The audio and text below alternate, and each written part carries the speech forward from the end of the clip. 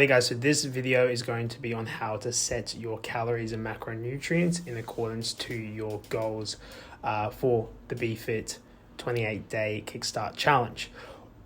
Don't need to get premium, but it's always there if you are interested in getting it. However, it's not a necessity, as you can still use all the features that I will be describing and I would like you to set without going premium.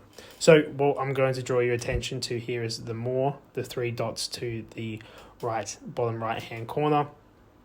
After you've obviously created your account, you would have put in your body weight, height, and I think age. And age. So from there, what it would do is give you a set calories and macronutrient goal. That's based on your current height, weight, and age, and it spits out a number which is like your BMR or basal metabolic rate, in accordance as well with how active you are. So that's essentially your daily calorie needs, as well as the percentage breakdown of macronutrients, which is I'm going to show you in a second. So what you're going to do is you're going to come to your goals section after you've created the account. Now, I'm just going to run you through it as if I was to do it myself to start off the challenge. So you'll go to your starting weight. I'm going to start at 100 kilos. My current weight is still 100 kilos. Now, at the end of the challenge, I have a goal to hit between 96 or 97. So let's go for 97 kilos. What I'll be doing is I'll be setting my weekly goal to either 0.2 or 0.5 kilograms of body weight loss per week.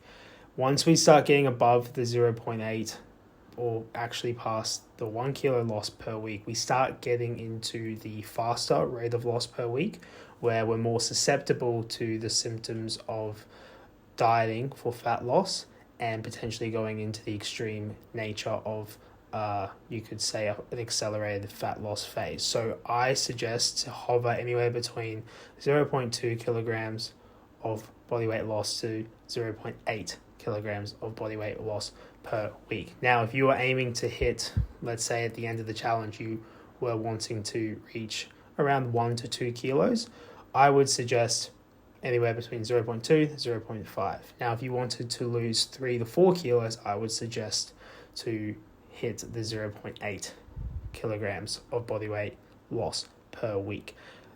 What I'll do here also is make sure that my activity levels are set to in accordance to me. I like to go with these by off steps and resistance training. If you feel like you're hitting 8 to 10,000 steps per day and your resistance training around 3 times per week, then that would be lightly active. 4 to 5 times of resistance training per week, then that would be active. So I train 4 days a week, so that would mean I'm active and I'm having around 8,000 steps per day. From there, you go to your nutrition goals.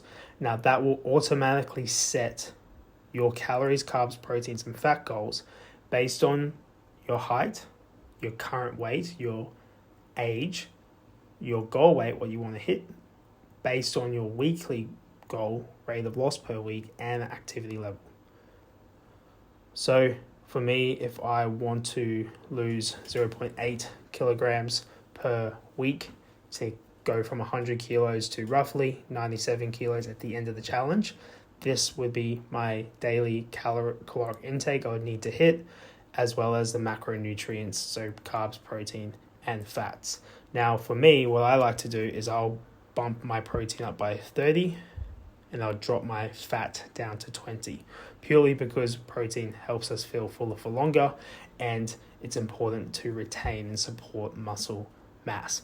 You can, if you wish, to drop your carbs down to 40, increase your fats up to 30, but again, I wouldn't really shuffle the carbohydrates and fat around too much. I would kind of keep to what they set to help with simplicity.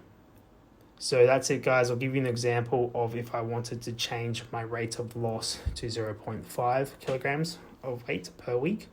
Now, you can probably notice I was at 2,410 calories. Now I'm at 2,690. So at the end of the day, you might be trying to fixate on how much you want to lose per week. Please try to not get too worried about these type of numbers. What I suggest is do what you find is comfortable.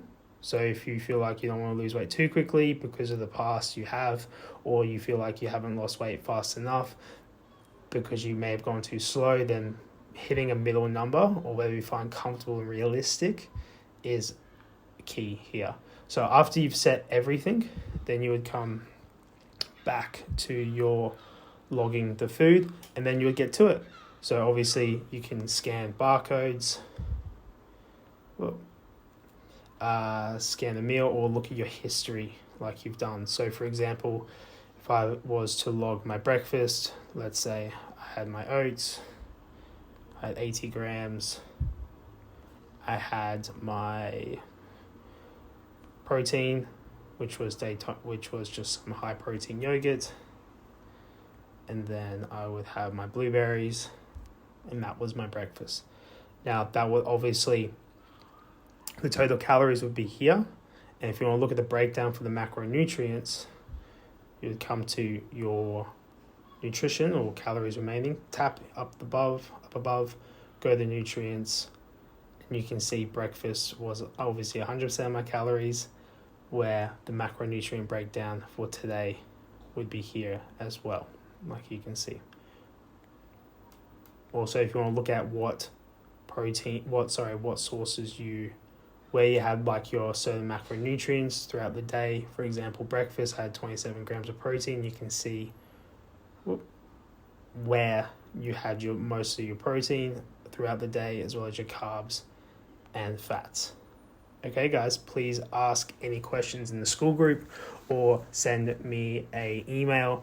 I'm here to help. Please give tracking a good shot. If it's something you haven't done before, then it will be an initial learning curve. That's perfectly okay and normal.